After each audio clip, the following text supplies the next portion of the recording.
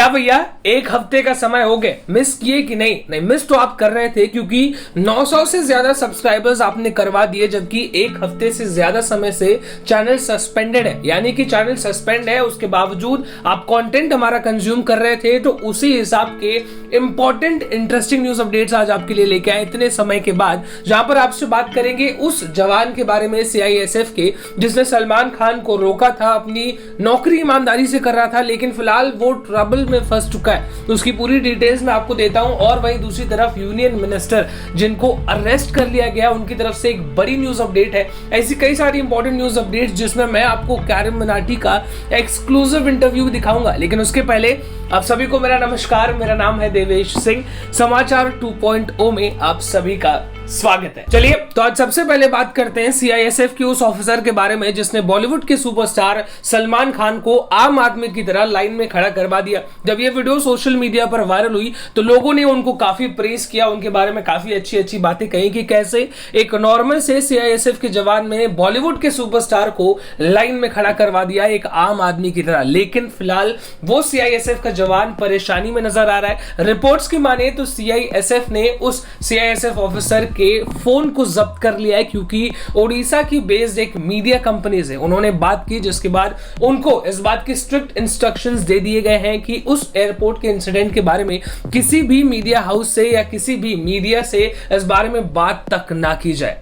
आगे बढ़ते हुए अब आपसे बात करते हैं इंटरनेट सेंसेशन कैरम मनाटी के बारे में, जो कि काफी समय पहले यंगेस्ट 1 मिलियन सब्सक्राइबर वाले यूट्यूबर हुआ करते थे। आज उनके 20, 22, 23 पता नहीं कितने मिलियन सब्सक्राइबर्स हैं। लेकिन फिलहाल उनका मैं एक एक्सक्लूसिव इंटरव्यू आपके साथ शेयर करना चाहता हूं, जो कि इंडिया टुडे ने लिया था, जहां पर वो अपने एक्टिंग करियर, यूट्यूब करियर और कई सारी एक्सक्लूसिव बातें कहते हैं। तो अगली नजर आपकी इस वीडियो पर। यूट्यूब पे कह सकते तो यहाँ क्यों नहीं कह सकते? पिछली बार जब मैंने वो शब्द कहा था तो आई वाज बैंड। तो कैसे हैं आप लोग? Who was your first crush? Kamaal R Khan. Worst habit of Carrie's Menatis. Biting nails. Guilty pleasure. What's your guilty pleasure? ASMR videos. I mean okay, ठीक है, मैं डिफेंड भी नहीं करूंगा अपने आप को, जो सोचना है सोचो है। One thing you will never see on Carrie's channels. Probably me twerking. I believe Okay. वो कभी नहीं। Is there a favorite curse word that Carrie Menati has these days? जो आता रहता है बीच बीच में? Do you want me to say that? I won't say it. अरे come on, अभी YouTube पे कह सकते तो यहाँ क्यों नहीं कह सकते? नहीं, ये because भी YouTube पे ही जा रहा है। पिछली बार जब मैंने वो शब्द कहा था तो I was band. Me and acting. Okay, I wouldn't say कि मैं और एक्टिंग हमेशा अच्छे दोस्त रहे हैं। मतलब मेरे साथ ना थोड़ा वियर्ड सीन है with acting. I would say like for the longest time, like I have given so many auditions over the years. ठीक है, इतने ऑडिशंस दिए and it was never like कि that is my primary focus, but it's just कि let's see क्या होता है। अच्छा। Not ads. I don't as a generally like audition for ads, but in films and web series and for maybe different platforms as well. मेरी success का rate अच्छा नहीं रहा है, ठीक है? अच्छा नहीं रहा? Okay. अच्छा नहीं रहा है। And I have been in fact told, like I have been literally told कि अजय you cannot act. क्या बात कर रहे हो? Like, okay. अच्छा। उस time it made sense and I was like, okay, I'm not getting anything, so that made sense कि मेरे को नहीं आती है. But then I realized कि the best way to act is not act at all. मतलब इसका बहुत बड़े words. It's like सबका अपना perspective है, कैसे वो view करते हैं. But मेरे साथ क्या है ना, I can perform things that I write. कोई कैरेक्टर मैंने लिखा है, I can do it very well. I'm very confident about that. But किसी और ने लिखा है, क्या है? और जब मैं वो मेरे सामने आता है, वो मुझे डिफिकल्टी होती है उसको एब्जॉर्ब करना।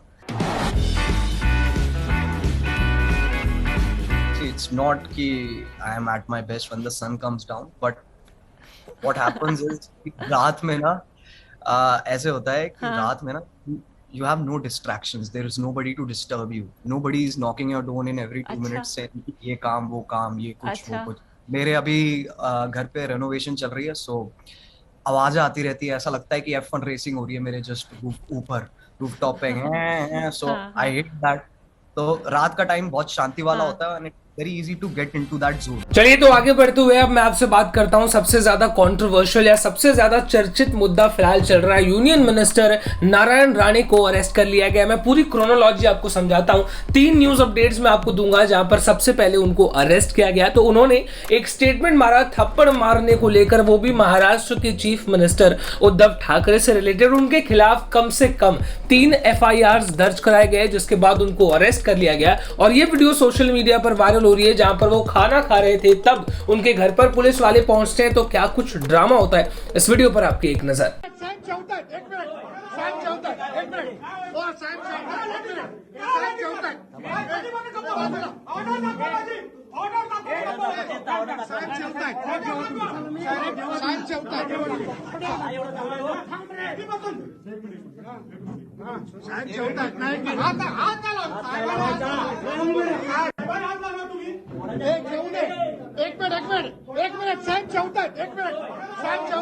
इस पूरे इंसिडेंट के बाद यूनियन मिनिस्टर नारायण राणे को अरेस्ट कर लिया गया। मैं आपको एक फन फैक्ट बताना चाहता हूं, यूनियन मिनिस्टर 20 सालों में पहली बार अरेस्ट हुए। 20 सालों के बीच में आज तक कभी भी किसी यूनियन मिनिस्टर को अरेस्ट नहीं किया गया। लेकिन अब मैं आपको बताना चाहता हूं कि इस अरेस्ट के बाद आखिर क्या कुछ ड्रामा हुआ। बीजेपी और शिवसेना के बीच जितने भी कार्यकर्ता हैं, उनके बीच काफी ज्यादा प्रोटेस्ट हुआ। पूरे महाराष्ट्र में बीजेपी के कई सारे ऑफिसेस को तोड़ा फोड़ा गया। यहां तक कि बीजेपी के ऑफिस के अंदर शिवसेना के कार्यकर्ताओं ने मुर्गों को छोड़ दिया प्रोटेस्ट करने के लिए। तो बीजेपी ने भी शिवसेना के ऑफिस के बाहर बिल्लियों को दूध पिलाया, ये कहते हुए कि शिवसेना किसी जमाने में शेर हुआ करती थी, लेकिन अब बीजेपी वाले उनको बिल्ली की तरह पोर्ट्रे करने के लिए उन्हीं के ऑफिस के बाहर बिल्लियों को दूध पिला रहे। इस वीडियो पर आपकी एक नजर।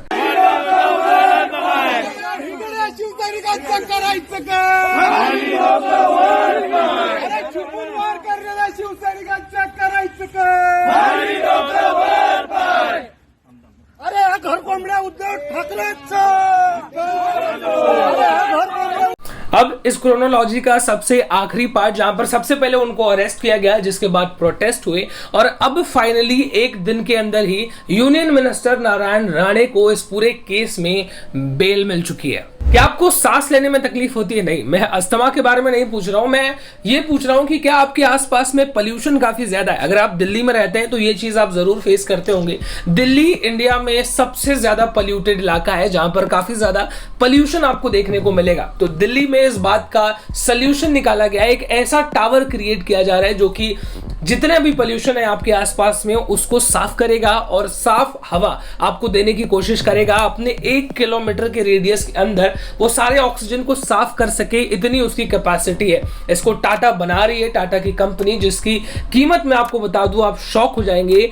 एक ऐसे टावर को बनाने के लिए जो कि सिर्फ 1 किलोमीटर का रेडियस कवर करता है, उसकी कीमत है 20 करोड़ रुपए। जी हाँ, 20 करोड़ रुपए एक टावर बनाने का, जो कि सिर्फ 1 किलोमीटर का रेडियस आपके लिए कवर करके देगा साफ हवा। तो आप सोचिए पूरे दिल्ली को अगर कवर करना है तो कितने करोड़ रुपए की लागत यहां पर लग जाएगी। अब करोड़ों में गिनती चली गई है, तो करोड़ों से रिलेटेड एक और इंपॉर्टेंट न्यूज अपडेट मैं आपको दे देता हूं, जहां पर केरला की आपसे बात करेंगे और केरला में शराब की बिक्री की बात करते हैं। ओणम एक ऐसा त्योहार है जो कि केरला में काफी धूमधाम से मनाया जाता है। 3-4 दिन की छुट्टी मिलती है तो सभी अपने परिवार और दोस्तों के साथ एंजॉय करते हैं। केरला में लोगों की शराब पीने की आदत बहुत ज्यादा है, जहां पर फिलहाल इस आर्टिकल में लिखा हुआ है कि केरला में ओणम के दौरान 750 करोड़ रुपए की शराब बिकी है। 750 करोड़। मेरा बचपन का प्यार जो गाना है वो अब किस लेवल पर जा चुका है आप सोच के देखिए। आपको पता है इतना वायरल हो गया, उस लड़के के पास गाड़ी आ गई, पैसा आ गया, नाम शोहरत, बादशाह के साथ एक गाना, प्रॉपर म्यूजिक वीडियो तक आ गया। लेकिन इस वीडियो का क्रेज अभी भी रुकने का नाम नहीं ले रहा है। एनसीसी के कैडेट्स मार्च करते वक्त, जो कि परेड होता है, वो करते वक्त भी बचपन का प्यार गाना गा रहे हैं। इस वीडियो पर आपकी एक नजर।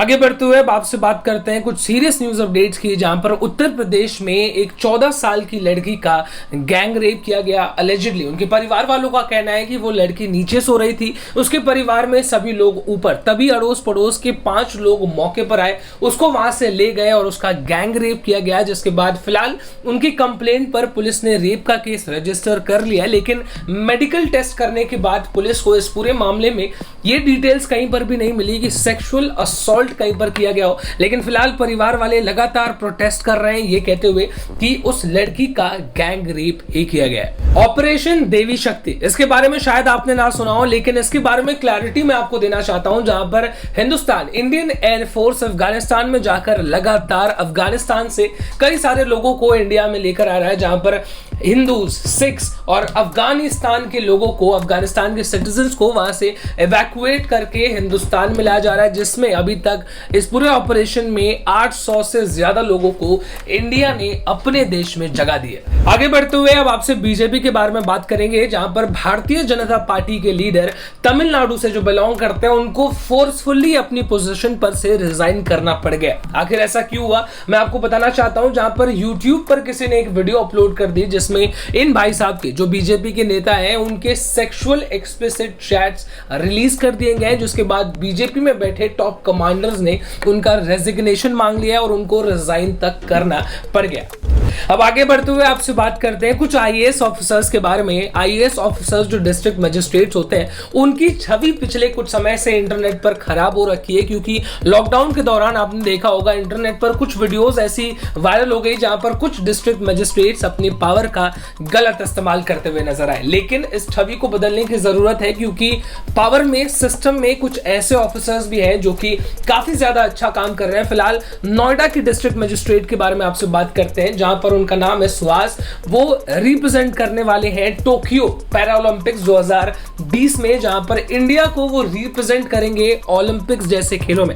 आप सोच के देखिए, ऐसा डिस्ट्रिक्ट मजिस्ट्रेट जिसके पास 24 घंटा काम होता है, उनके पास आराम करने का समय नहीं होता, वो अपनी जिम्मेदारी भी निभा रहे हैं और अपने देश का नाम रोशन करने के लिए टोक्यो पैरालंपिक्स में खेल भी खेल रहे हैं। इसी के साथ आज की आखिरी न्यूज अपडेट आपके लिए कवर करते हैं, जहां पर मैं आपको बता दूं ये आखिरी न्यूज अपडेट, काम की न्यूज अपडेट आपके लिए हो सकती है अगर आपने अभी तक वैक्सीन नहीं लगाई तो। वैक्सीन बुक करने के लिए काफी ज्यादा परेशानियां हैं, लेकिन सरकार ने फाइनली अब आप घर पे बैठे बैठे अपने फोन से, अपने व्हाट्सएप से वैक्सीन बुक कर सकते हैं। जी हां, बस आपको एक नंबर पर मैसेज करना है। सरकार के द्वारा यह सुविधा दी जा रही है, जहां पर my government India corona help desk पर आपको बस मैसेज करना है कि बुक स्लॉट। नंबर मैं आपको बता दूं जो सबसे ज्यादा इंपॉर्टेंट है, 9013151515। इस नंबर पर आप व्हाट्सएप कीजिए कि बुक स्लॉट। अगर स्लॉट्स अवेलेबल होंगे, वैक्सीन अवेलेबल होगी मोस्ट इंपॉर्टेंटली, तो आपका स्लॉट घर बैठे बैठे बुक हो जाएगा। तब इसी के साथ आज की न्यूज अपडेट्स में बस इतना ही। कल आपसे फिर से मुलाकात करेंगे। 900 सब्सक्राइबर्स आपने पूरे करवा दिए हैं, तो अब बस 1000 वाला जो नंबर है वो बस हम छूने ही वाले, तो जल्दी से सब्सक्राइब कर दीजिए अगर आपने नहीं किया है तो, और उस नंबर तक हमको पहुंचाइए। This is me Devesh Singh signing off. जय हिंद।